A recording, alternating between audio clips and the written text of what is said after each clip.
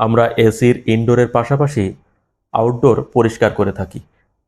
তো এই deep cleaning করার জন্য মূলত ইনডোর খুলে প্যারাশুট কাপড়ের ব্যাগ পরিয়ে বা ওয়াটার ব্যাগ পরিয়ে আমরা জেট পাম্প বা হাই প্রেশার পাম্প ব্যবহার করে পরিষ্কার করে থাকি। কিছু কেমিক্যাল ব্যবহার করা হয় যদি বেশি পরিমাণে ময়লা ইনডোর বা ইভাপোরেটর কয়েলের ভিতরে জমে থাকে, সেক্ষেত্রে কেমিক্যাল ব্যবহার করে মূলত পরিষ্কার করতে হয়।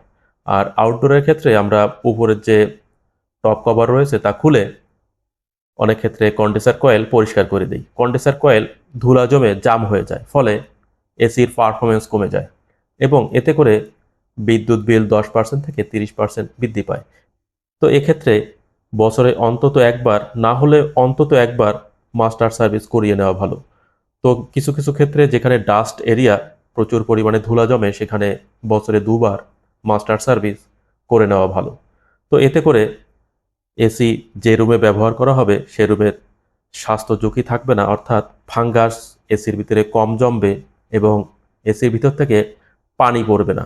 যদি মাস্টার সার্ভিস না করা হয় সেক্ষেত্রে কয়েকটি সমস্যা হয়। বিদ্যুৎ বিল বেশি আসে, বিদ্যুৎ বিল 10% থেকে 30% বৃদ্ধি পায়, কারণ পর্যাপ্ত পরিমাণ বাতাস সার্কুলেশন করতে পারে না, ফ্লো করতে পারে না এবং কম্প্রেসার কাঙ্ক্ষিত পরিমাণ ঠান্ডা করতে না পারার কারণে কম্প্রেসার অনেকক্ষণ চলতে থাকে, দীর্ঘ সময় চলতে থাকে। এ কারণে মূলত বিদ্যুৎ বিল বৃদ্ধি পায়। আরও যে সমস্যাগুলো হয়, ফিল্টারে ময়লা জমে থাকলে স্বাস্থ্য ঝুঁকি থাকে।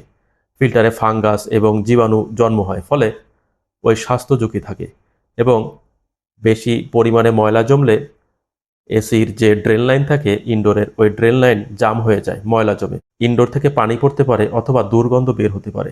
সর্বোপরি এসির পারফরমেন্স ভালো রাখতে অন্তত বছরে কমপক্ষে একবার মাস্টার সার্ভিস করে নেওয়া ভালো।